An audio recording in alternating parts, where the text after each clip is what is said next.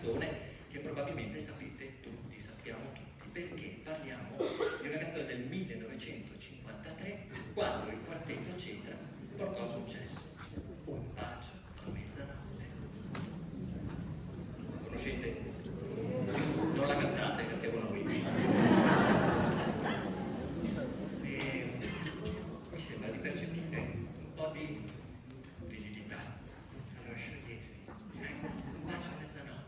Potete schioccare le dita, potete cantare sottovoce.